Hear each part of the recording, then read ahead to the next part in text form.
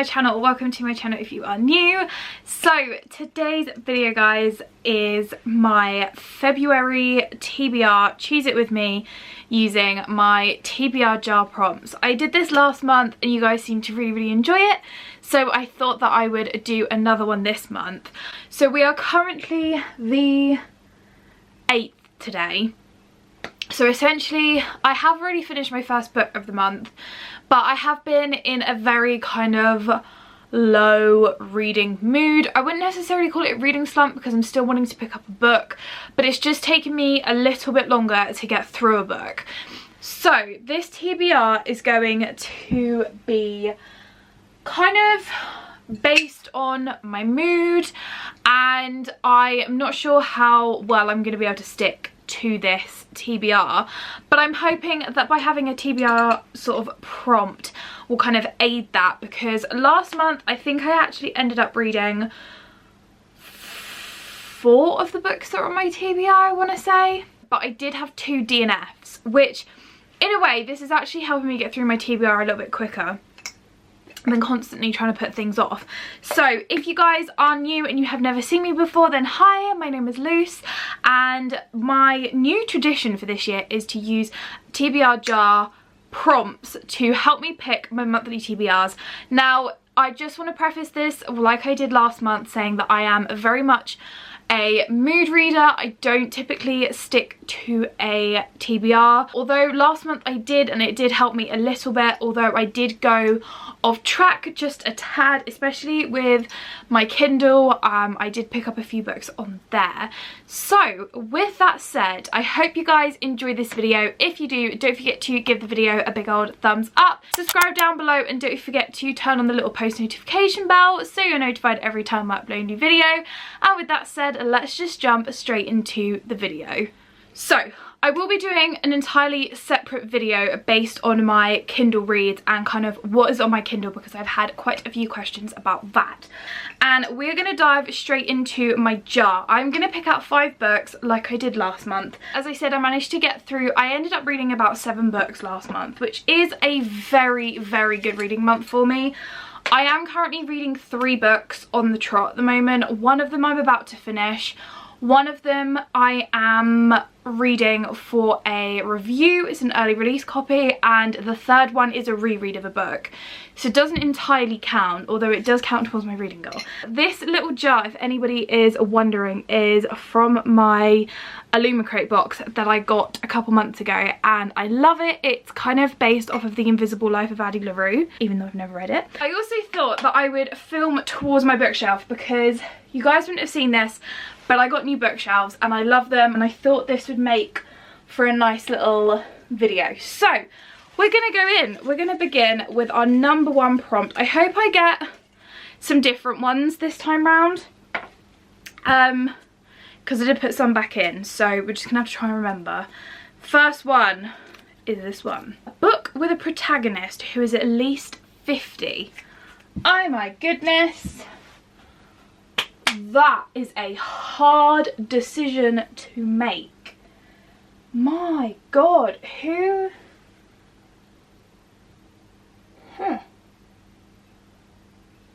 I have a feeling there is one option for this, which could be this one down here that I honestly was actually thinking about reading, which is A Man Called Ove by Frederik Backman. Ove is almost certainly the grumpiest man you will ever meet. He thinks himself surrounded by idiots, joggers, neighbours who can't reverse a trailer properly, and shop assistants who talk in code. But isn't it rare these days to find such old-fashioned clarity of belief and deed, such unswerving conviction about what the world should be, and a lifelong dedication to making it just so? In the end, you will see there is something about Ove that is quite irresistible. I have a feeling this is with the protagonist being over 50. Let me just check that, but I think it is. A 59-year-old. Perfect. This is the exact book we are after.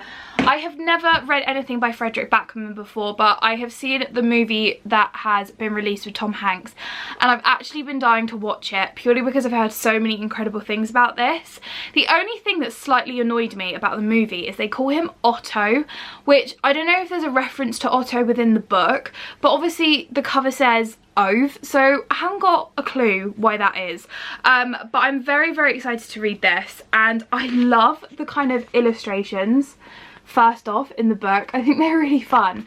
So I'm very happy with this. I think I will thoroughly enjoy this. I've heard so many incredible things about Frederik Backman's writing that I have a feeling I will enjoy it. Okay, we're off to a strong start. We are now on to our second prompt. We're getting the chunky ones today, guys. A book that matches the current season. Ooh, that is a good one. Okay, so it is currently winter in the UK at the moment. It is February and it's currently pouring it down with rain outside. So, what do we have?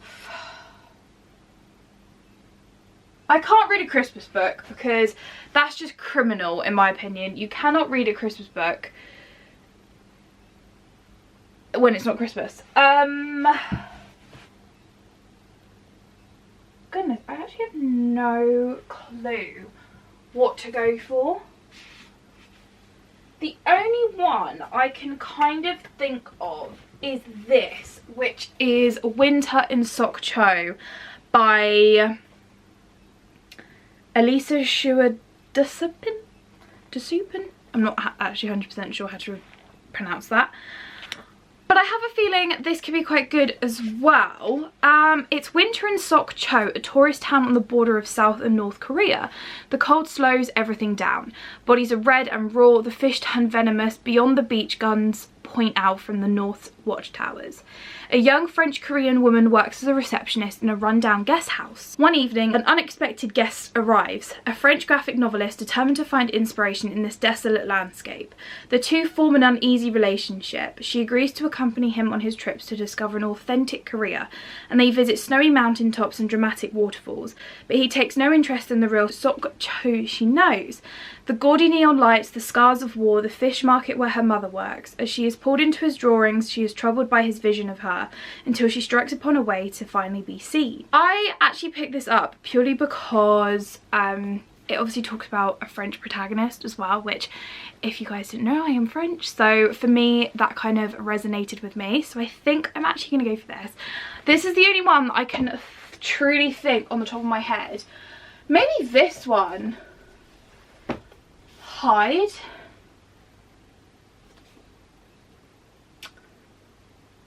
The Boxing Day hike is meant to bring their nature group together. So I suppose that's kind of like winter-esque as well. But I think I'm going to go for this one purely because it's a slightly shorter novel, and I liked what worked for me last month was the combination of having kind of bigger and smaller books together, which is really quite good. The next one, we really are going for the chunky ones today. That's just a chunky, it's a chunky day. Oh, I had this one last time, a book that's placed on the beach, so I am gonna skip that one because I did that one last month, which if you want to see my last month TBR, then the link will be in the description box down below. You can go check it out. Here we've got a skinny one this time. A book with a yellow cover. I know exactly which one I'm gonna go for. We are gonna go for Yellowface by R.F. Kuang. I have wanted to read this and kind of just kept putting it off until there's a good reason for me to read it. But I heard Destiny read it in her January TBR and she said that she really enjoyed it. So I feel like it's only right that I pick this up and read it. So I'm very excited. I believe this follows kind of the publishing industry, but from kind of like an author's perspective, which I think is really interesting because I really want to get into the publishing industry when I graduate. So the story follows Athena Liu, not sure how to pronounce that, is a literary darling and June Hayward is literally nobody. When Athena dies in a freak accident, June steals her unpublished manuscript and publishes it as her own under the ambiguous name Juniper Song. But as evidence threatens June's stolen success, she discovers exactly how far she will go to keep what she thinks she deserves. What happens next is entirely everyone else's fault. So that sounds really good. It's also, pardon me, it's also not the longest book ever, which is quite nice. I feel like I've got quite a decent little combination. So we've got 2 more books to go. Let's go in. A book that has illustrations. Ooh, that is really exciting for me, actually. There are quite a few that I have that have got illustrations in, and there's a part of me, this will be kind of the section I'm looking in, purely because these are more of my illustrated ones. I have a feeling I really want to...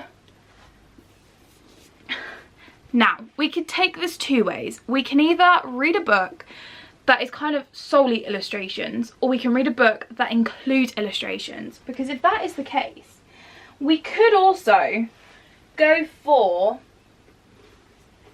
The Hobbit, which does include illustrations, I think. Yes, it does. Essentially, that counts. However, I kind of want to hold off on this one because I have a video idea that I kind of want to pursue with this one. So I think I'm going to go for this, which is The Boy, the Mole, the Fox and the Horse by Charlie Mackey. This is the animated story, so this is the film version, I think. But I am been dying to read this so I can watch the film. My question is, do I go for something that is like really different to what I normally read? Because then I could go for the second book in the Miss Peregrine's Home for Peculiar Children series, which does also include illustrations, but they're more kind of like photos. So I'm not 100% sure. What do I do? What do I do? I don't really know.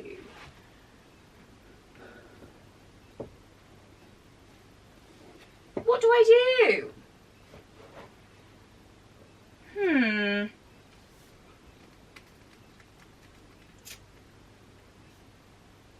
you know what? We're going to go for that one because I really want to read it, and we're going to go for this one. Okay, next up.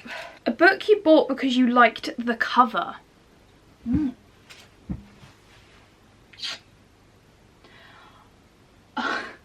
That's like almost all my books. Not gonna pick any romance books purely because that's for another video.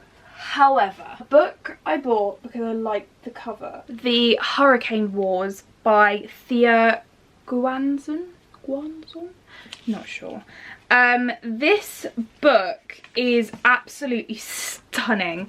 Not only is the dust jacket really, really gorgeous, but I got the foiled like front and back, which I just think is absolutely it's stunning. And what I love, there's like a little boat that follows throughout the pages, which I just think is really, really cool. So we're gonna, do you know what, we're gonna go for this one because this sounds really interesting. I've given myself the task of going into this book blind, so I don't have any idea what it's about.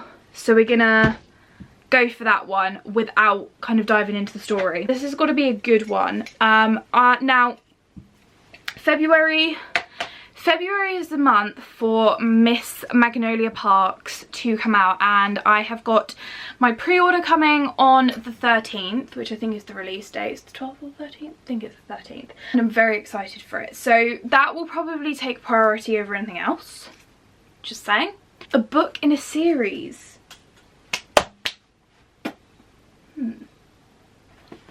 Da, da, da, da. We are finally getting around to this, guys. Daisy Haites, The Great Undoing, which is the second book in the Daisy Haites series. I have to read this because I haven't read it, but I've been waiting until I get the pre-order of Into the Dark so that I'm kind of not left hanging. We have got all of our books. I think this is quite a good selection. I think I've got an array of kind of genres as well, which is quite nice. Obviously, I'm not 100% sure how far I'm going to get into this TBR, But this is the TBR, guys. I'm very excited. So let's do a final run through of all the books. We've got Winter in Sokcho, which is a nice kind of shortish book. It's under 200 pages as well, which is fab. We love a book that's under 200 pages, can just fly through it, brilliant. We've then got A Man Called Ove by Frederik Backman, which is from who's a character that's over 50. We then have Yellowface by Rebecca F. Kuang. I'm still yet to read Babel, or Babel, however you like to say it. So I feel like getting into her writing through this perspective will be slightly easier because it's I think it's considered a thriller as well, which we all know by now, thriller is my favourite genre. For an illustrated book, we've got The Boy, the Mole, the Fox and the Horse, which I'm also very excited about. This will be probably a read that sat in one sitting. A read that is... a book that is read within one sitting is what I meant. We've then got the Hurricane Wars for the pretty cover, which I just love. It's actually Owen that picked this out because he was like, it's got a really nice cover. There you go.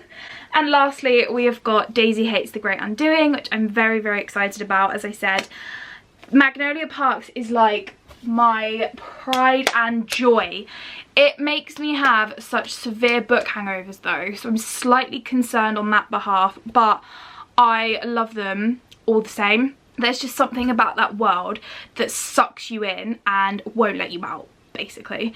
So that is my TBR, which if you guys follow along with some of my vlogs, I will be hopefully vlogging some of this in an upcoming vlog or whatever. So I'm hoping that you guys will see that and you can follow along my journey. If not, don't forget to follow me on my Instagram or my Goodreads.